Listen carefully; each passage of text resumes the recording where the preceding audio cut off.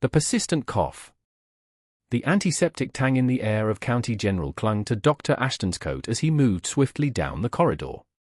He liked to think of it as the scent of triumph, science's victory cry.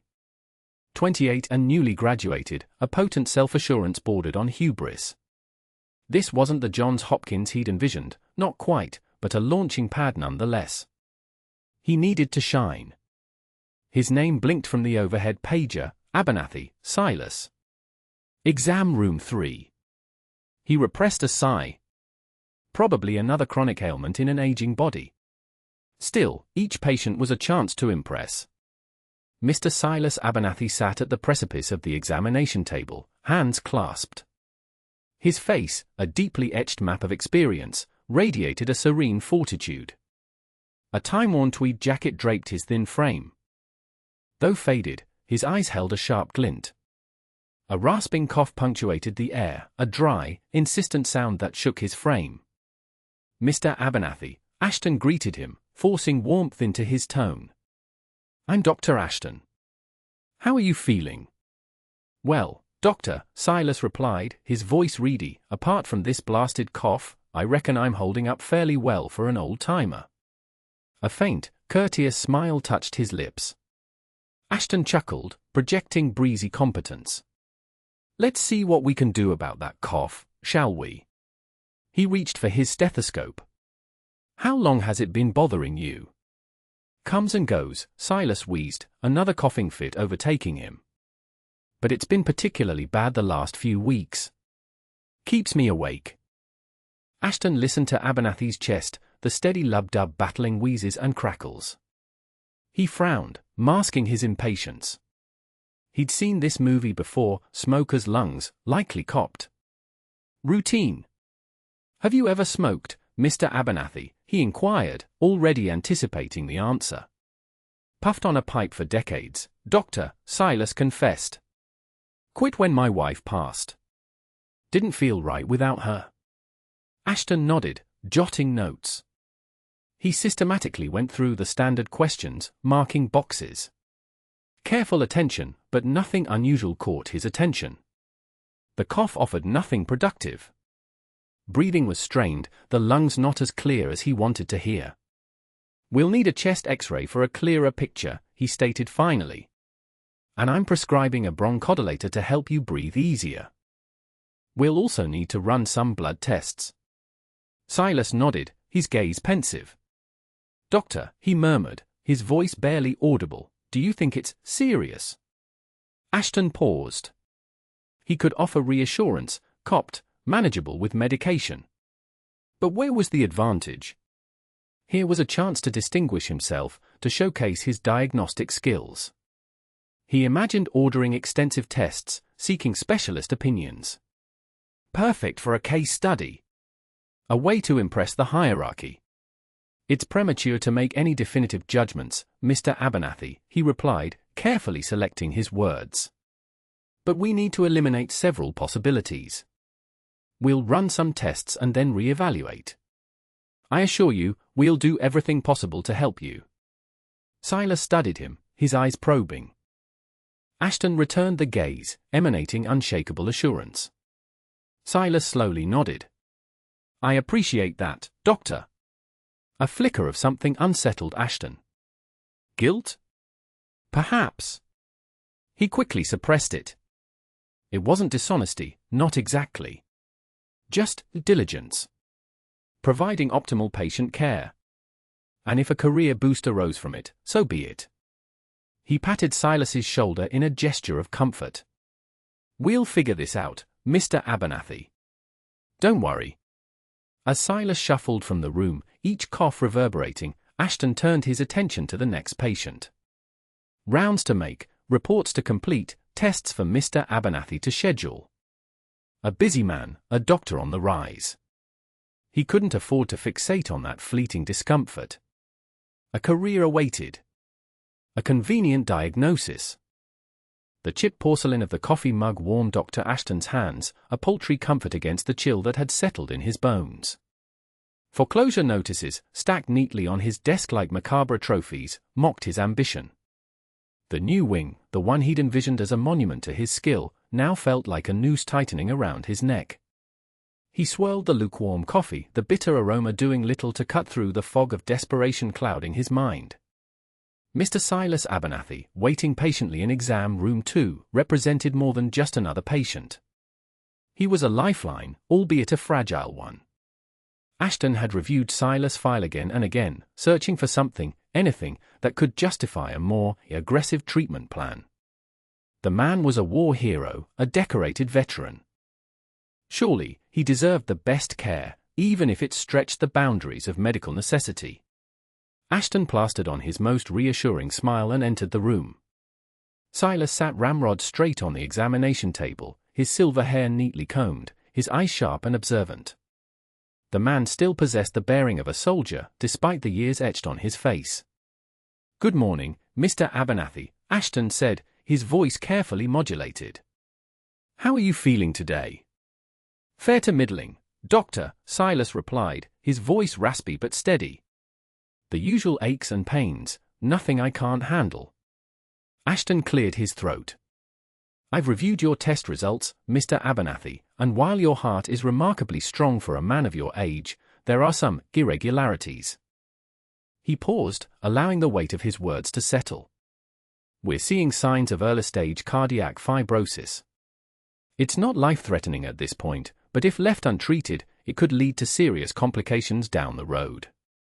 Silas' brow furrowed slightly. "Cardiac fibrosis? I've never heard of it." "It's a condition where scar tissue begins to accumulate in the heart muscle," Ashton explained, simplifying the complex process. "It can impair the heart's ability to pump efficiently." He pulled up the X-ray on the monitor, pointing to a barely perceptible shadow. "See this slight thickening here? That's indicative of the fibrosis." It was, in truth, a normal variation for a man his age, easily managed with lifestyle adjustments. "So, what do we do about it, Doctor?" Silas asked, his gaze unwavering. Ashton straightened his tie, the knot suddenly feeling too tight. "We have several options, Mr. Abernathy. The most effective, in my opinion, would be a course of targeted drug therapy combined with regular cardiac monitoring." He outlined a plan involving a new, expensive medication and frequent echocardiograms. He deliberately omitted the less costly, equally viable alternatives. Silas listened intently, his expression thoughtful. "Will it work, Doctor? Will it keep me going for a few more years?" Ashton met his gaze, his conscience momentarily pricked. "I'm confident that it will, Mr. Abernathy. I believe this is the best course of action to ensure your continued health and well-being." Silas nodded slowly. "All right, Doctor. I trust your judgment. Let's do it." Ashton felt a flicker of guilt, quickly suppressed. He had a practice to save, a reputation to uphold. "Excellent, Mr. Abernathy. We'll get you started right away." He wrote out the prescriptions, his hand trembling slightly. As Silas left the room, Ashton stared at the closed door, the weight of his decision settling heavily upon him. He had just condemned a good man to a regimen of unnecessary and expensive treatments, all to keep his own head above water. And the worst part? He knew, deep down, that he'd do it again. Draining the savings. The hum of the revitalizing ray was a constant companion now. Mr. Silas lay beneath it, the sickly sweet smell of ozone filling his nostrils. 60 minutes. 3 times a week. Dr. Ashton assured him each session was crucial, carefully calibrating the energy to stimulate cellular regeneration. Silas closed his eyes, picturing the shrapnel still lodged in his leg, a souvenir from a forgotten battlefield. Maybe, just maybe, this ray could finally ease the ache that had become as familiar as his own heartbeat. He'd noticed the tremor in his hand had lessened slightly. Or perhaps he only wanted to believe it had. After the session, Mrs. Gable, Dr. Ashton's receptionist, presented him with another invoice. The crisp white paper felt heavy in his trembling hands. He squinted at the figures. Each treatment was adding up faster than he'd anticipated. Is there any flexibility with the payment schedule, Mrs. Gable?" he asked, his voice barely a whisper. She offered a practiced, sympathetic smile. Dr. Ashton is very generous, Mr. Abernathy, offering these advanced therapies at a reduced rate. But the equipment, well, it's quite expensive to maintain. Silas nodded, understanding blooming in his chest that he was being played. He pulled out his checkbook, the leather worn smooth with age. His hand shook noticeably as he wrote out the sum. He was draining his savings, slowly but surely. He remembered his wife, Clara, always so careful with money. She would have been furious. Dr. Ashton watched Silas from his office window. The old man moved with a pronounced stiffness as he made his way to his car. A pang of something he refused to acknowledge as guilt twisted in Ashton's stomach. He told himself it was the fatigue, the late nights spent tweaking the settings on the ray, the pressure to publish groundbreaking results. He refocused on the data he was compiling. The numbers, the graphs, they told a story he wanted to believe. A story of progress, of breakthroughs, of a man on the verge of scientific immortality. He reviewed Silas's chart, noting the marginal improvements in reported pain levels. Placebo effect? Possibly. But Ashton clung to the hope that it was more. He needed it to be more. His reputation, his future, hinged on it. Back at his small apartment, Silas stared at his bank statement. The balance was dwindling faster than he'd imagined. He'd have to start cutting back. No more weekly visits to the bakery for his favorite apple pie. No new books. He'd even have to consider selling some of Clara's antique china. A knot tightened in his chest. It felt like betraying her all over again. He picked up the phone, intending to call Dr. Ashton and ask about alternatives, about cheaper options. But then he remembered the tremor in his hand, the slight easing of the pain in his leg. He replaced the receiver. Maybe it was worth it. Maybe this was the miracle he'd been praying for. He just had to trust Dr. Ashton.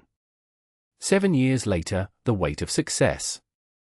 7 years had gilded Thomas Ashton, Maryland, with the sheen of prosperity. His corner suite, a vantage point overlooking the sprawling cityscape, stood as a monument to his escalating career.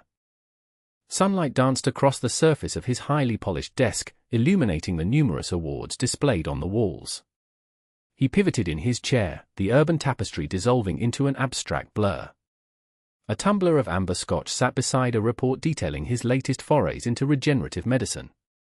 He sipped, the expensive liquor offering scant comfort against the disquiet churning within him.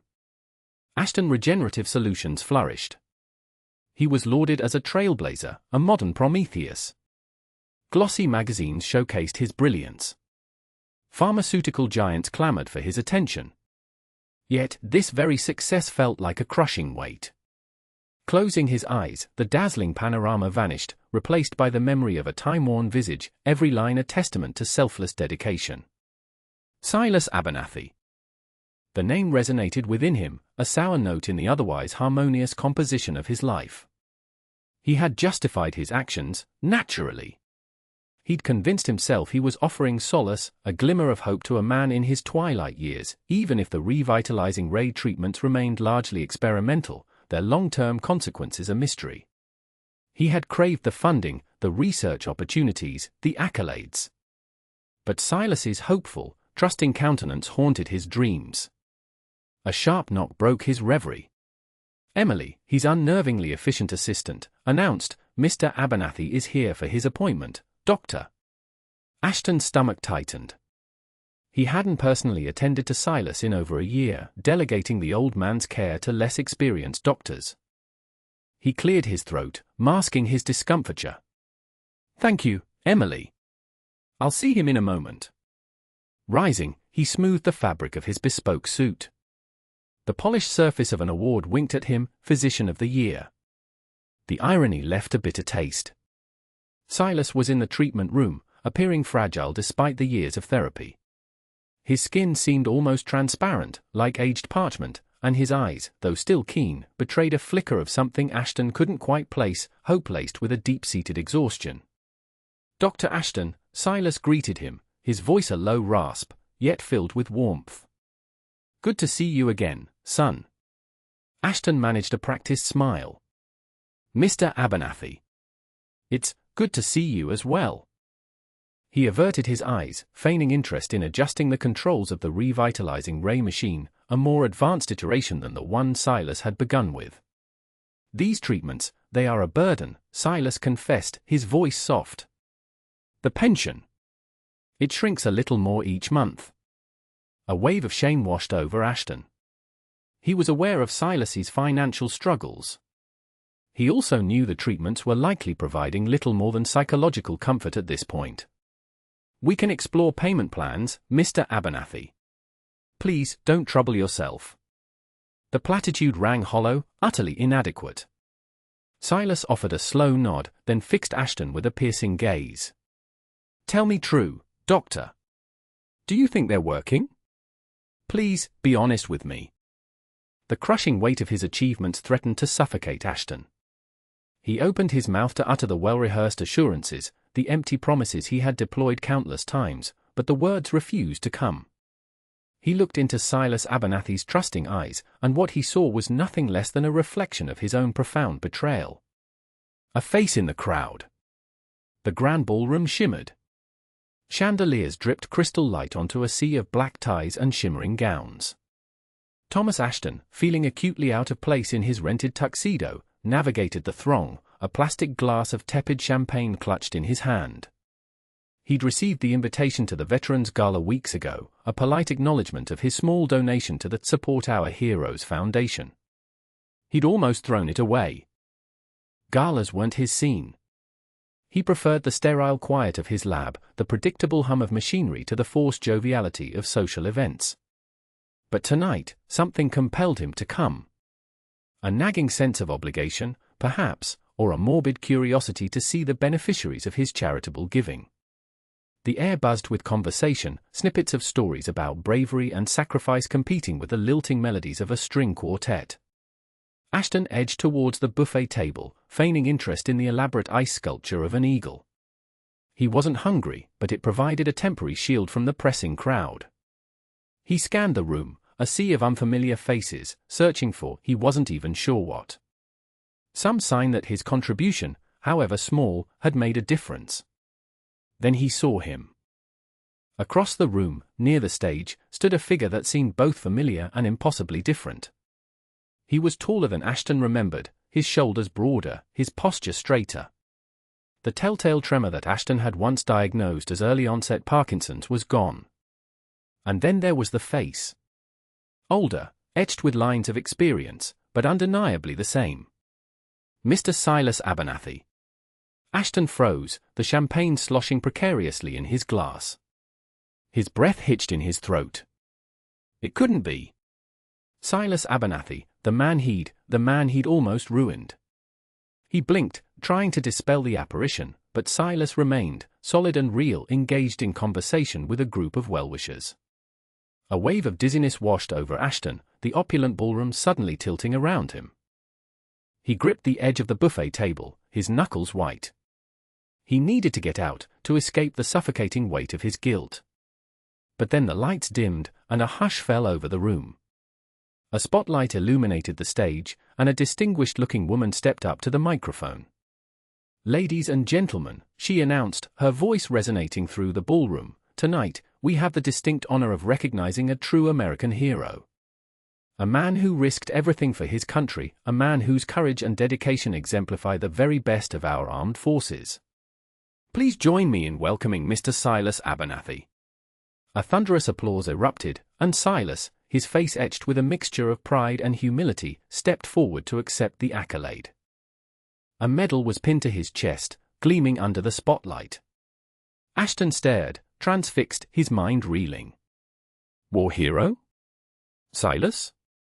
The frail, vulnerable man he'd manipulated, the man he'd almost destroyed with his lies? The man who had been living in subsidized housing, struggling to make ends meet? The woman on stage continued, recounting Silas's wartime exploits, tales of bravery and selflessness that seemed impossibly disconnected from the man Ashton remembered. The crowd roared its approval, showering Silas with praise and admiration. Ashton felt a cold sweat break out on his forehead. He had to get out. He turned and fled, abandoning his champagne and his rented tuxedo, pushing through the throng of applauding guests, desperate to escape the suffocating weight of his secret. He stumbled out into the cool night air, gasping for breath, the image of Silas, bathed in the golden light of heroism, seared into his memory. Heroism revealed. The therapeutic beam faded, bathing Silas in an eerie cerulean light. He remained motionless, eyes shut, the machine's throb a persistent counterpoint to the turmoil within.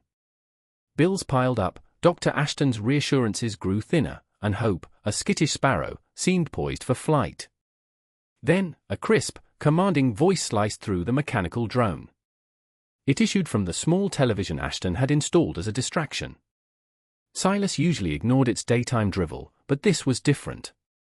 Tonight, we celebrate the forgotten guardians of the Crimson Front. Men and women who, against all odds, exemplified extraordinary valor and sacrifice. The screen jittered, projecting grainy footage of a battlefield consumed by smoke and flame. Ashton, a stickler for punctuality, was overdue.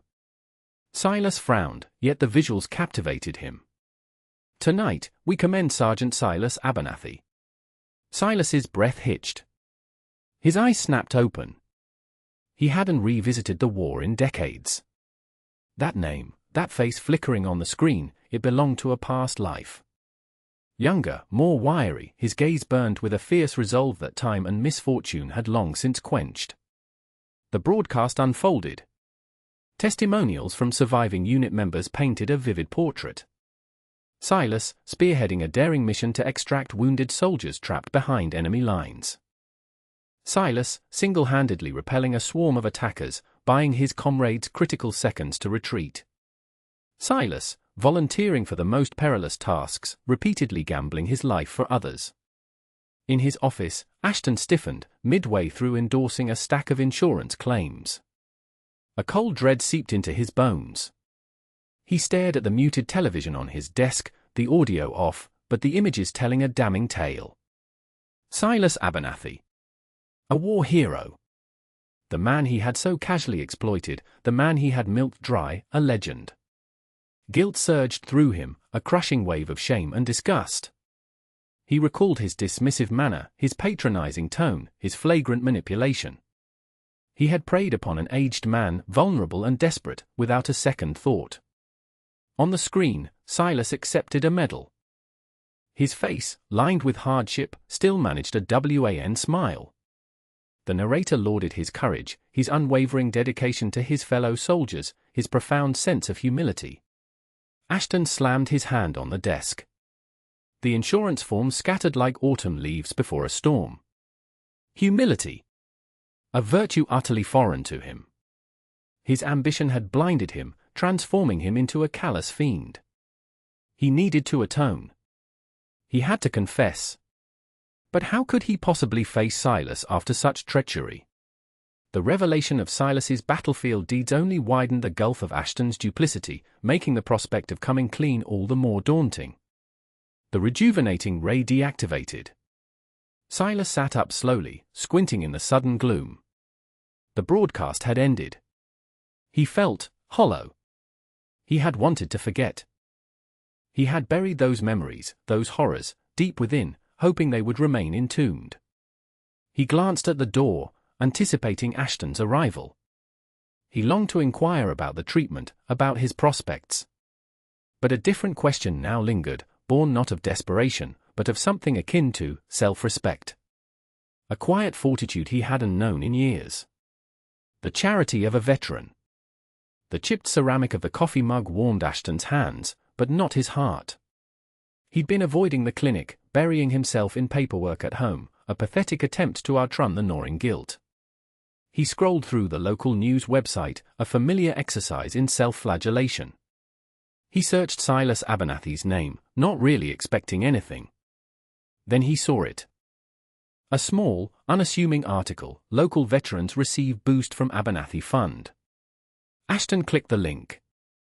A picture of Mr. Abernathy, looking thinner than Ashton remembered but with that same resilient glint in his eye, accompanied the article. It detailed the Abernathy Fund, a newly established charity providing supplemental aid to veterans struggling with housing, medical bills, and job training. Ashton read every word, his breath catching in his throat. The article quoted Mr. Abernathy, "These men and women gave everything for this country. I just want to make sure they get something back when they need it most." His stomach churned. The article mentioned the fund was seeded with a significant personal investment. Ashton knew, with sickening certainty, where that investment had come from. The rejuvenating ray treatments.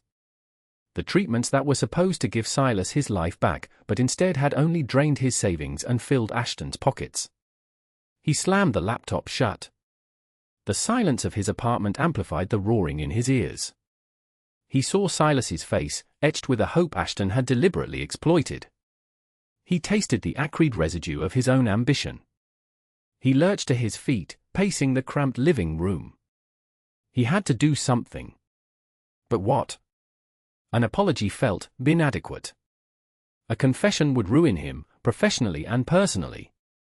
But the thought of Silas, pouring his depleted resources into helping others while Ashton lived comfortably on the proceeds of his deception, was unbearable. He found himself dialing the clinic. "Is Dr. Evans available?" he asked, his voice hoarse. He hadn't spoken to his former colleague in weeks. "He's with a patient." "Can I take a message?" Tell him Dr. Ashton needs to speak with him urgently. It's about the Abernathy case." He hung up, his hand trembling. He stared out the window at the city sprawling below, the glittering lights mocking his despair. He thought of Silas, not as a patient, not as a mark, but as a man. A man of integrity, of quiet heroism, who had used the remnants of his hope to build something good. And Ashton had taken that hope, twisted it, and profited from it. He had to make amends. He didn't know how, or what it would cost him, but he knew he couldn't live with the weight of his silence any longer. The charity of a veteran, funded by Ashton's greed, had inadvertently become his own path to potential redemption. The thought was both terrifying and, strangely, a source of fragile hope. He could hear the muted ring of his phone, a sound as foreboding as the trumpets of judgment. A confession and forgiveness. Silas Abernathy occupied the solarium's highest level, a solitary figure etched against the fiery sunset. The steady thrum of the revitalizing equipment formed a mechanical backdrop to the tangy marine air. Sweat beaded on Ashton's palms, his pulse a frantic drum solo against his ribs. A dozen versions of his confession had played out in his head, each a flimsy substitute for the burdensome reality. Silas remained facing the horizon. "Magnificent, isn't it?" he observed, his voice a dry rustle, like wind through reeds. Ashton's throat constricted. "Mr. Abernathy, there's something critical I must discuss with you." Silas finally turned. His eyes, magnified by thick lenses, reflected a deeper weariness than mere fatigue. "I rather imagined there was, Doctor." The remark wrong-footed Ashton. He'd braced himself for fury, denial, perhaps even violence. This subdued knowing was unexpected. He dragged up a chair, the cool metal shocking his unsteady fingers. 7 years ago, he began, his voice a fragile thread, "I examined you. I informed you of a progressive ailment. That you required the treatments. That your time was finite." Silas gave a slow nod. "Continue." "It was a fabrication," Ashton blurted, the words tumbling out in a desperate cascade. "The tests, my interpretation was flawed. Or rather, I skewed the results. There was nothing fundamentally wrong. Not then." Silence descended, heavy and suffocating, broken only by the machine's persistent drone and the distant shriek of a seabird. Ashton kept his gaze fixed on the weathered deck planks, each ridge a testament to the relentless march of years. At last, Silas spoke. "I suspected as much," he stated, his voice flat. Ashton's head shot up. You suspected?" "From the outset, perhaps." The data felt inconsistent. "Your described symptoms, they didn't mirror my experience. But I was susceptible. Frightened. And you dangled hope before me. Expensive hope, granted, but hope all the same." He gave a short, mirthless laugh. "A drowning man rarely questions the cost of a lifeline." A wave of unexpected relief washed over Ashton. The dam of years-long guilt cracked and crumbled. I am profoundly sorry, Mr. Abernathy. I was young, driven, eager to make my mark. And the clinic needed revenue. I rationalized it, told myself I was benefiting others, even if it involved manipulating the truth. Silas reached out, his hand fragile and translucent, and rested it on Ashton's forearm. We are all fallible, Doctor. Some errors are larger in scale. I've certainly made my share. He paused, gazing toward the near-vanished sun. The truth is, I craved something to invest in. A cause to rally around. Your deception, however reprehensible, furnished me with that. It afforded me 7 additional years. But the money, Ashton stammered. The immense sum you expended. Finances are transient, Silas countered, his grip firming slightly. Time is the one commodity we can never replenish. And you, Doctor, unintentionally, gifted me more of it. A genuine smile touched his face, etching lines around his eyes. I absolve you. The weight on Ashton's shoulders dissipated, replaced by an unexpected lightness. He'd anticipated recrimination, punishment. Instead, he encountered forgiveness, and within that forgiveness, the promise of redemption. A new purpose. The weight of his past decisions pressed down on Dr. Ashton. No longer would he chase prestige or inflate figures for personal gain. He would dedicate himself to ethical medicine. It was a vow he made silently, standing in the stark light of the clinic's examination room, the scent of antiseptic a constant reminder of his responsibility. He started small, meticulously reviewing patient files, cross-referencing diagnoses, and double-checking prescriptions. The work was tedious, a far cry from the thrill of landing a lucrative research grant, but it felt right. He found himself drawn to the Veterans Charity, a place Mr. Silas spoke of often. Ashton volunteered his time, offering free consultations and basic checkups. It was there, amidst the chip paint and the quiet dignity of the men and women who had served, that he found a sense of purpose he had never known before. Mr. Silas, despite the gnawing financial worries that Ashton knew plagued him, seemed brighter. The revitalizing ray treatments, whether truly effective or not, had given him a renewed sense of hope. He dedicated his afternoons to the charity, organizing events, making calls, and generally being the heart of the operation. Doctor, Mr. Silas said one afternoon, his voice raspy but cheerful, you've got a good eye for detail. Maybe you could help me with these donation reports? My old eyes aren't what they used to be. Ashton readily agreed. They sat side by side at a cluttered table in the charity's back office, the air thick with the smell of old paper and brewing coffee. Ashton meticulously checked the figures, while Mr. Silas regaled him with stories of his time in the war, tales of camaraderie and sacrifice that humbled Ashton. This ray treatment, it's expensive, Mr. Silas admitted one day, his gaze fixed on the worn tabletop. More than I can really afford. Ashton felt a pang of guilt. He knew the treatment was likely a sham, another way for unscrupulous doctors to prey on vulnerable patients. Perhaps, Ashton suggested carefully, we could explore other options. There are new therapies emerging all the time. Mr. Silas shook his head. It gives me hope, Doctor. And hope is a powerful thing. Ashton understood. He had spent so long dismissing hope, burying it under layers of ambition and self-deception. He wouldn't take that away from Mr. Silas. Instead, he quietly resolved to find ways to ease the financial burden, to contribute more to the charity, to ensure Mr. Silas could continue his treatments without sacrificing everything. Weeks turned into months. Ashton and Mr. Silas became an unlikely pair, the ambitious doctor and the war-weary veteran, bound together by a shared commitment to something greater than themselves. Ashton discovered a quiet joy in their friendship, a connection built on mutual respect and a shared purpose.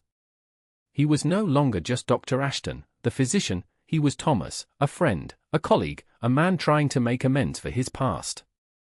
One evening, after a particularly successful fundraising event, Ashton and Mr. Silas stood on the porch of the charity, watching the last of the guests depart. The air was crisp, filled with the scent of pine and the distant sound of crickets. "We made a real difference tonight, Doctor," Mr. Silas said, a hint of pride in his voice. "We helped a lot of people." Ashton nodded, a genuine smile spreading across his face. "We did, Mr. Silas. We did." He looked out at the quiet street, the darkness punctuated by the soft glow of streetlights. He saw not the shadow of his past, but the promise of a future where he could use his skills and knowledge to heal, to serve, to make amends. A future where, perhaps, he could finally forgive himself.